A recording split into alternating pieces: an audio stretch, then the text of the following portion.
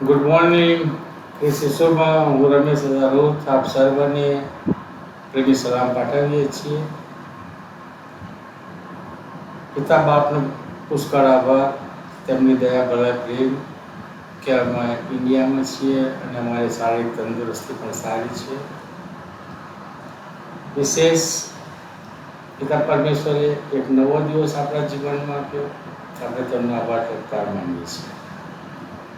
આજના દિવસ માટે આપણે જે પવિત્ર પુસ્તક બાઇબલ અને તેમાંથી વચનો વાંચવાના છીએ, તે તો ગણનાનું પુસ્તક છે અને તેનો 36મો અધ્યાય, જેનું આજે આપણે વાંચન કરવાના છીએ. તો મુક્તા પરમેશ્વર આ વચનો વાંચવાને માટે અમારી સહાયતા મદદ કરે.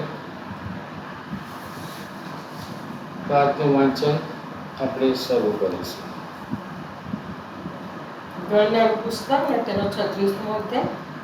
અને યુસુફના પુત્રોના કુટુંબમાંના મનાતાના પુત્ર, માખીરના પુત્ર, ગિલિયાદના પુત્રોના કુટુંબના પિતૃઓના ઘરના વડીલોએ પાસે આવીને મૂસાની આગળ તથા ઇસ્રાએલ પુત્રોના પિતૃઓના ઘરના વડીલો એટલે અધિપતિઓની આગળ અરજ કરી.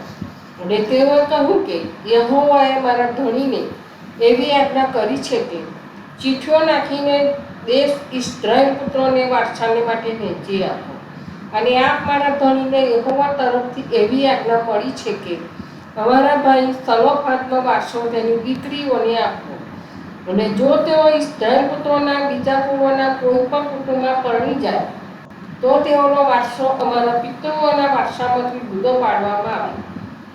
અને જે કુળની તેઓ થાય તેના વારસા માટે જોડી દેવામાં આવે. તો એમ કરવાથી કે અમારા વારસાના હિસ્સામાંથી જતો રહેશે. અને જ્યારે ઇસ્રાએલ પુત્રોની જુબલી આવશે ત્યારે તેઓનો વારસો જે કુળની તેઓ થઈ હશે તેના વારસા સાથે જોડાઈ જશે. અને એથી તેઓનો વારસો અમારા પિતૃઓના કુળના વારસામાંથી જતો રહેશે. અને મૂસાએ યહોવાના વચન પ્રમાણે ઇસ્રાએલ પુત્રોને એવી આજ્ઞા કરી કે યુસુફના પુત્રોના કુળનું કહેવું વ્યાજબી છે. સલોફાદની દીકરીઓ વિશે યહોવા એવી આજ્ઞા કરે છે કે તેઓ ગમે તેની સાથે પરણે, પણ ફક્ત તેઓના બાપના કુળના કુટુંબમાં તેઓ પરણે. એમ કરવાથી ઇસ્રાએલ પુત્રનો કોઈ પણ વારસો એક કુળમાંથી બીજા કુળમાં જવા નહીં પામે. કેમ કે સર્વ ઇસ્રાએલ પુત્રો પોતપોતાના બાપના કુળના વારસાને વળગી રહેશે. અને ઇસ્રાએલ પુત્રોના કોઈ પણ કુળમાં વારસો પામેલી પ્રત્યેક છોકરી પોતાના બાપના કુળના કુટુંબમાંના કોઈની સાથે પરણે. એ સારું કે ઇસ્રાએલ પુત્રોમાંનો પ્રત્યેક જણ પોતપોતાના બાપ દાદાનો વારસો ભોગવે. એમ કરવાથી કોઈ પણ વારસો એક કુળમાંથી બીજા કુળમાં જવા નહીં પામે. કેમ કે ઇસ્રાએલ પુત્રોના કુળોમાંનો પ્રત્યેક માણસ પોતાના વારસાને વળગી રહેશે. જેમ યહોવાએ મૂસાને આજ્ઞા કરી હતી તેમ જ સલોફાદની દીકરીઓએ કરી. કેમ કે સલોફાદની દીકરીઓએ મહલા, તિર્સા તથા હોગલા તથા મિલ્કા તથા નોહા પોતાના કાકાના દીકરાઓની સાથે પરણી. તેઓ યુસુફના દીકરા મનાસાના પુત્રોના કુટુંબમાં પરણી.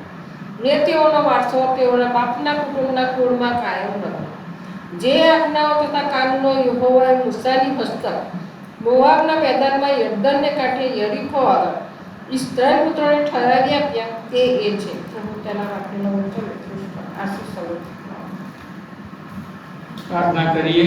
પિતા પરમેશ્વર, તમારો આભાર તો વખાણ માનીએ છીએ કે તમે અમને સાચું સંભાળો છો.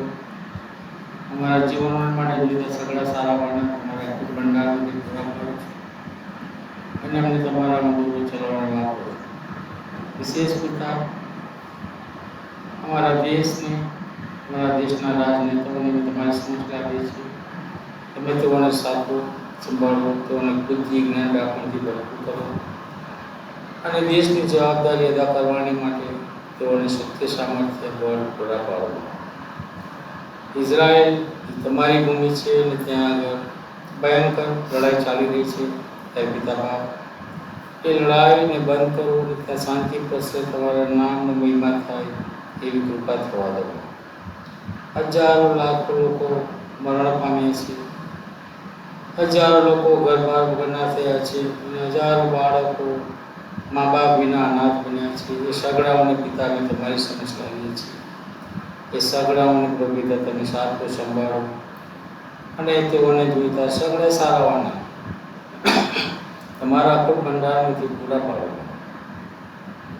લડાઈઓ ચાલી રહી છે, પૃથ્વી ઉપર વાવાઝોડા આવી રહ્યા છે, વરસાદ ભયંકર વરસી રહ્યો છે અને ત્યાં પણ ઘણા નુકસાન થઈ રહ્યા છે. અને તમે કહ્યું છે કે મારા આવવા અગાઉ આ સગડી બીનાઓ બનવી જરૂરી છે.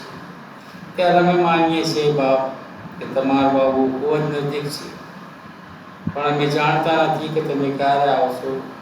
એ માટે પિતા પરમેશ્વર અમે તમને વિનંતી કરીએ કે જ્યારે તમે આવો ત્યારે તમને મળવાને માટે અમે હરદમ તૈયાર હોઈએ. તેને માટે તમે અમને તૈયાર કરો બાપ. અમને રસ્તા બતાવો બાપ.